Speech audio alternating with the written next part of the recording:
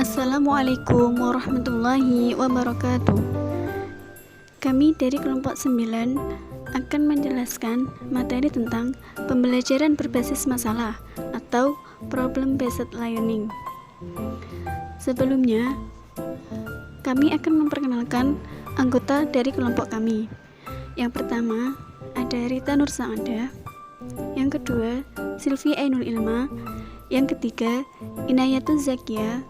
Dan yang keempat, Widya Lilil Komaria. Mari simak materi berikut. Konsep dasar pembelajaran berbasis masalah. Pembelajaran berbasis masalah atau problem based learning adalah suatu pendekatan pembelajaran yang menggunakan masalah dunia nyata sebagai suatu konteks bagi peserta didik untuk belajar tentang cara berpikir kritis dan keterampilan pemecahan masalah, serta untuk memperoleh pengetahuan dan konsep yang esensial dari materi pelajaran. Materi selanjutnya adalah karakteristik pembelajaran berbasis masalah. 1. Learning is student-centered.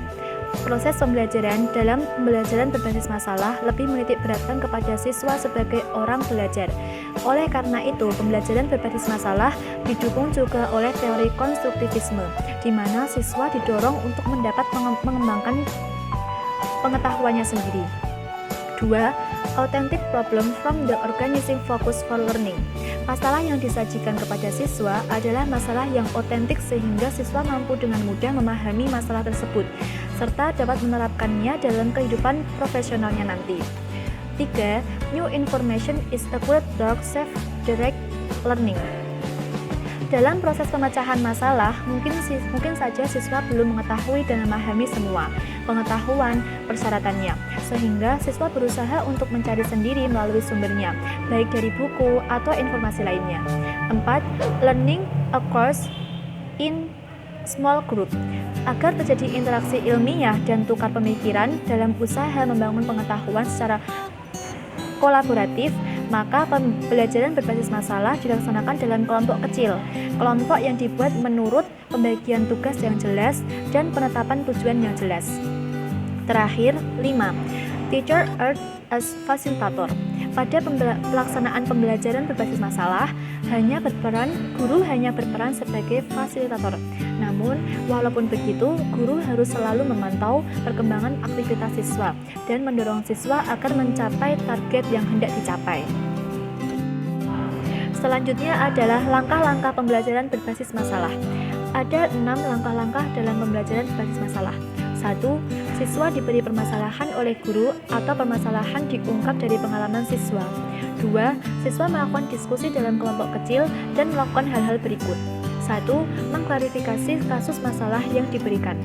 2. Mendefinisikan masalah, melakukan tukar pikiran berdasarkan pengetahuan yang mereka miliki. 4. Menetapkan hal-hal yang diperlukan untuk menyelesaikan masalah. Dan 5. Menetapkan hal-hal yang harus dilakukan untuk menyelesaikan masalah. Selanjutnya 3. Siswa melakukan kajian secara independen berdasarkan dengan masalah yang harus diselesaikan. Mereka dapat melakukannya dengan cara mencari sumber di perpustakaan, database, internet, sumber personal, atau melakukan observasi. Selanjutnya 4. Siswa kembali kepada kelompok pembelajaran berbasis masalah semula untuk melakukan tukar informasi, pembelajaran teman sejawat, dan bekerja sama dalam menyelesaikan masalah. 5. Siswa menyajikan solusi yang mereka temukan. 6. Siswa dibantu oleh guru melakukan evaluasi berkaitan dengan seluruh kegiatan pembelajaran. Hal ini meliputi sejauh mana pengetahuan yang sudah diperoleh oleh siswa, serta bagaimana peran masing-masing siswa dalam kelompok. Selanjutnya, penilaian pada pembelajaran berbasis masalah. 1. Konten.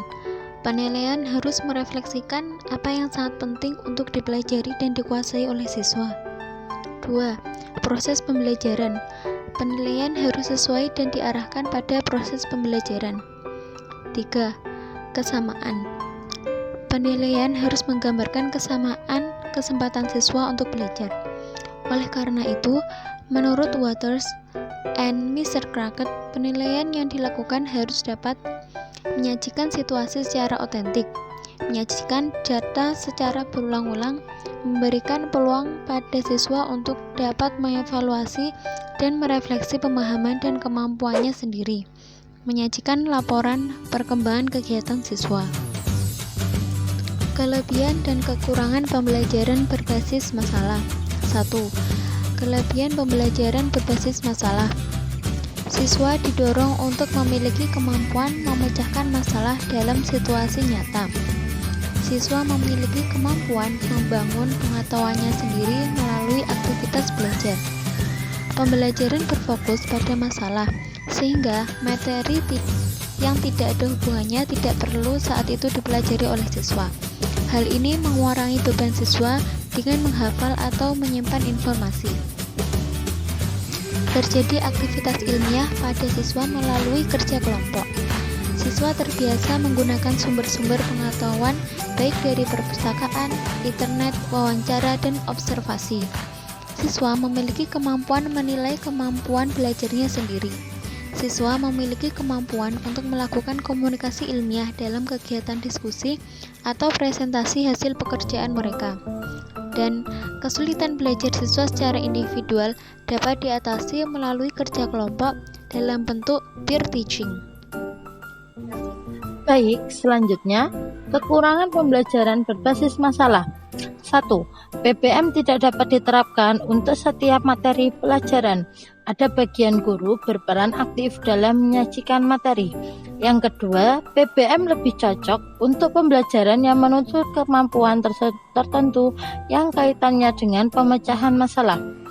Yang ketiga, dalam suatu kelas yang memiliki tingkat keragaman siswa yang tinggi akan terjadi kesulitan dalam pembagian tugas. Yang keempat, PBM kurang cocok untuk diterapkan di sekolah dasar karena masalah kemampuan bekerja dalam kelompok.